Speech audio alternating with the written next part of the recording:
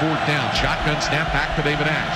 Ash stepping up in the pocket. Pressure coming over the middle. Ball tipped and incomplete.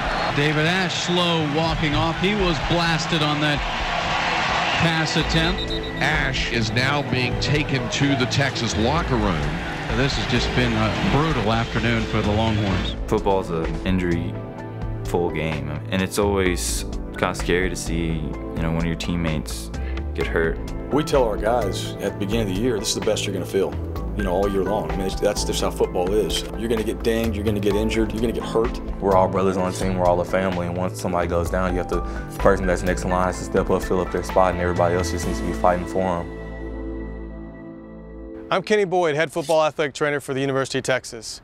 And in a few moments, we're going to take you through a process that takes you from the field to the athletic training room. A lot of times you see myself and our staff run out on the field to take care of an athlete, but what our job really involves is trying to get them back to the field and healthy and ready to play. Our main route to take an athlete from the field after they've been injured into our facility for further evaluation is through the main tunnel that they come out onto the field. We'll drive our cart that has our medical personnel that's beginning the evaluation process up this main tunnel and then begin to process them through the building to get to the procedure room where we'll begin to triage and evaluate them further. Our primary access point is through the main hallways of the first level of Moncrief Newhouse, primarily because the hallways are wider. It's easier for our medical staff to navigate with the stretcher and the other people that will be involved in helping to evaluate the student athlete. We'll take them through the hallway through this area and basically walk them to the back door of our medical wing. Our medical wing is used during the week as a procedure room. Our physicians see our student athletes on a regular basis throughout the week, but on game day, this is the first stop for us to begin to triage our student athletes. As you can see, this is just like a regular doctor's office, and this is how we have it set up for our student athletes and our football players, is to be able to evaluate in an area that they're familiar with. This is a medical facility.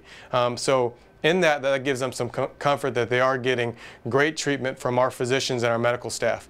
Whether we're evaluating their vitals, whether we're doing things if we have to, if they have a laceration and we're suturing and closing up a laceration and trying to get that covered up, and whether they get back into a game or not, all this happens in this room, in this area. In evaluating certain injuries, if it's a C-spine injury or possible head and neck injury, that's something that we have to make sure that we are very careful with and we're very cautious with. I think a lot of times you'll hear on the TV if an announcer is talking about they're taking precautions or they're trying to be cautious about it. We have to be. We're talking about life and death.